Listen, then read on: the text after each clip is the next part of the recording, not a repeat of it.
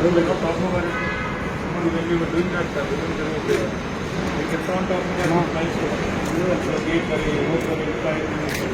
medicator bara. Then ticket talking about how many once a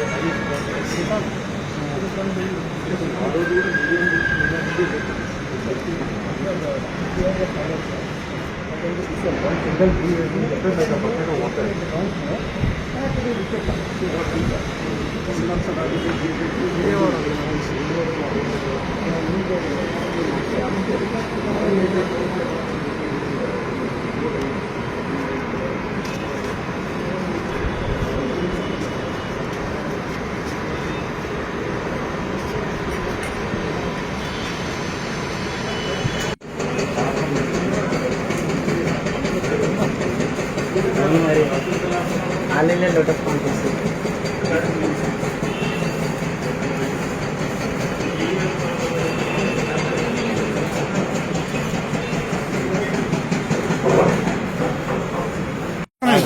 కొంచెం smell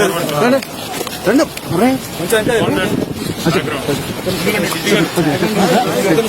అలా చెప్పే కొంచెం ఆగనా అన్నా లోకి ఇక్కడ కాదన్నా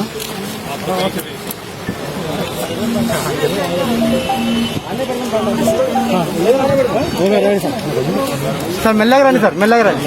ఓకే థ్యాంక్ యూ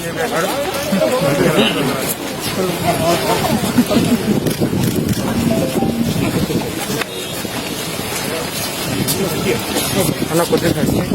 తీసుకుంటా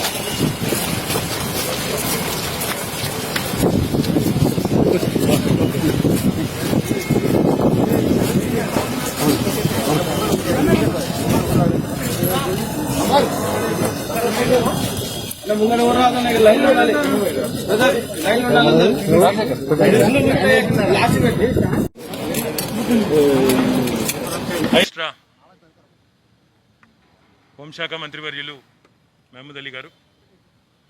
రాష్ట్ర రవాణా శాఖ మంత్రివర్యులు అజయ్ గారు, మేయర్ గారు, గౌరవనీయులు డీజీపీ గారు, అన్ని కమిషనర్లు అందరం కలిసి ఈరోజు గౌరవ ముఖ్యమంత్రి గారి సంకల్పం ఏదైతే ఉందో హైదరాబాద్ మహానగరాన్ని మన రాష్ట్రాన్ని అత్యంత సురక్షితమైన అత్యంత భద్రత పట్ల శాంతి పట్ల ఒక ప్రణాళిక ఒక విజన్తో భారతదేశంలో ఎక్కడా లేని విధంగా బహుశా అంతర్జాతీయంగా కూడా వేళ్ల మీద లెక్కపెట్టదగ్గ సంఖ్యలో మాత్రమే ఉన్న ఈ అద్భుతమైన కమాండ్ కంట్రోల్ సెంటర్ని ఈరోజు అందరం కలిసి విజిట్ చేసి ఇక్కడ విషయాలన్నీ కూడా తెలుసుకోవడం జరిగింది. దాదాపుగా 85-90% పనులు పూర్తయి మరొక 2-3 నెలల్లోనే ఈ కమాండ్ కంట్రోల్ సెంటర్ హైదరాబాద్ నగర ప్రజలకు భద్రత కల్పిస్తూ ఇక్కడ ఉండే కోటి పైచిలుకు ప్రజానికానికి ఒక స్పష్టమైన విశ్వాసాన్ని భరోసాని వారి మనసులో నింపే విధంగా అత్యాధునికమైన టెక్నాలజీతో 19 అంతస్తుల్లో చాలా ఆధునికంగా మోడర్న్గా ఐకానిక్ టవర్ రూపంలో మన ముందుకు రాబోతూ ఉంది. గౌరవ ముఖ్యమంత్రి గారు తెలంగాణ రాష్ట్రం ఏర్పడిన తర్వాత పొలిటికల్ స్టెబిలిటీ ఎంత ముఖ్యమో లా అండ్ ఆర్డర్ కూడా అంతే ముఖ్యమని భావించి మొదలు ఒక 800 కోట్ల రూపాయలతో రాష్ట్ర వ్యాప్తంగా మొత్తం పోలీస్ యంత్రాంగాన్ని ఆధునీకరించే ఆలోచన చేసి అత్యాధునికమైన వాహనాలు కానీ అత్యాధునికమైన ఇతర అవసరాలన్నింటికి సంబంధించి 800 కోట్లు మంజూరు చేసి విశ్వాసాన్ని నింపడం జరిగింది. ఆ తర్వాత ఈ 600 కోట్ల రూపాయలతో దాదాపు 600 కోట్ల రూపాయలతో ఈ ఐకానిక్ టవర్ నిర్మాణానికి కమాండ్ కంట్రోల్ సెంటర్కి రూపకల్పన చేసిన విషయం కూడా మీకు తెలిసిందే. ఇందులో కేవలం నగరానికి సంబంధించే కాదు మొత్తం రాష్ట్రానికి సంబంధించిన మొత్తం శాంతి భద్రతలు మాత్రమే కాకుండా ఇంటిగ్రేటెడ్ ఆపరేషన్స్ అంటే అన్ని రకాల డిపార్ట్మెంట్లకు సంబంధించిన